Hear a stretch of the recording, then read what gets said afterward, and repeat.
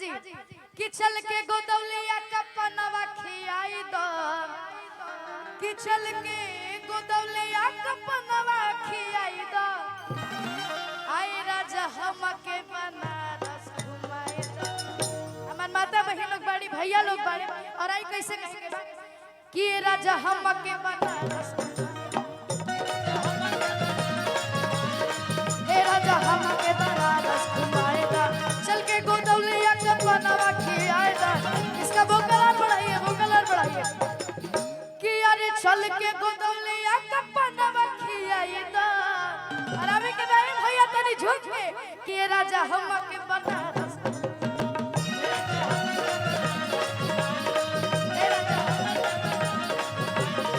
चल के गोदौलिया कपनवा खियाई दा चल के गोदौलिया कपनवा खियाई दा हे राजा हमके बनारस घुमाए दा।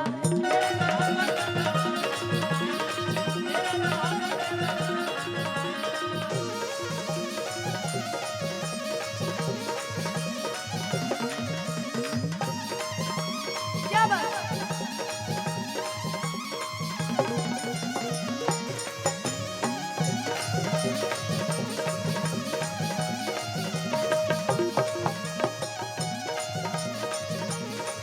सर सर सर सर सर सर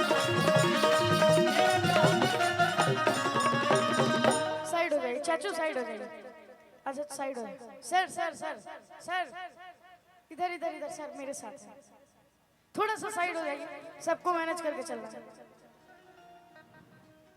आएगो और काफी प्यारा गाना बा जैसे हमने के बिहार में बहुत सारा सुपरस्टार बारे वैसे यूपी में भी बहुत सारा सुपरस्टार बारे और ओ में एगो काफी प्यारा गाना हमारा दिनेश लाल यादव सर के कि बुढ़वा मलाई खाला बुढ़िया खा ले लपसी आके हुसे कम न पतोहिया पिए बेपसी आके हुसे कम न पतोहिया पिए बेपसी।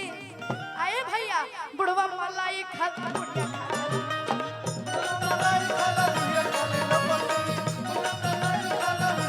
केहू से काम न पतोहिया पिए बेपसी केहू से काम न पतोहिया पिए बेपसी बुढ़वा मलाई खाला बुढ़वा मलाई खाला बुढ़िया खा ले वापसी।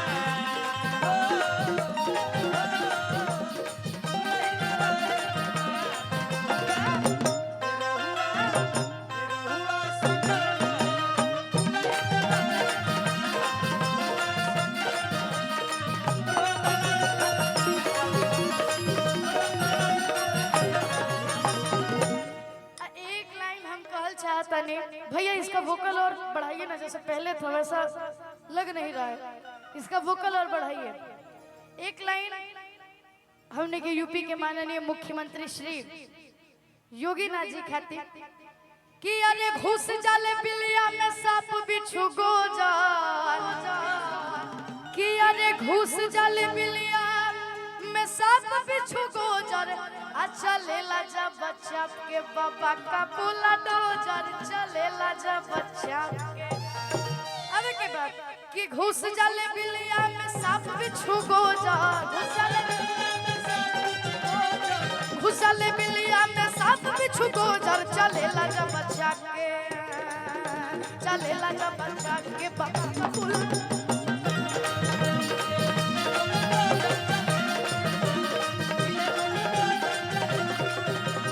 घुस जाले बिलिया में सांप बिच्छू गोजर घुस जाले बिलिया में सांप बिच्छू गोजर। ए भैया हम चाह तनी दोनों हाथ के उठावे के बाद ताली बजावे के बाद चलेला जब बच्चा के चलेला जब बच्चा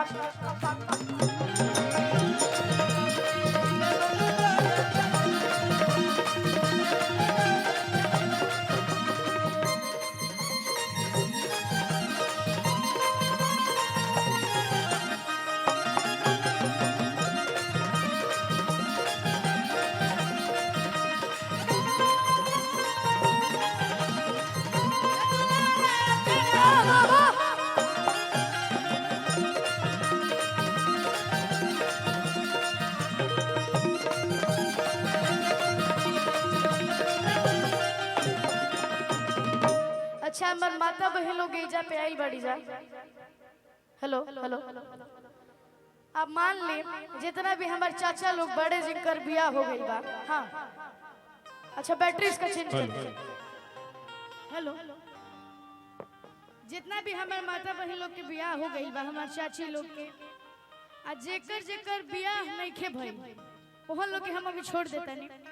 जेकर जेकर बियाह हो गई बा हमार चाचा लोग के चाहे हमारा बाबा लोग के सब लोग ते जा हमरा चाचा दिखाता होने हमार भाई लोग बढ़ जाता हम देखे में कुंवर लगता रह। तो हम चाहता नहीं जितना लोग के बियाह भइल बा हमार चाची लोग के छोड़ के दादी लोग के छोड़ के जितना हमार पुरुष में जितना भी लोग बड़े जिनकर बियाह भइल बा तनी आप सभी हाथ उठाई जाए। हम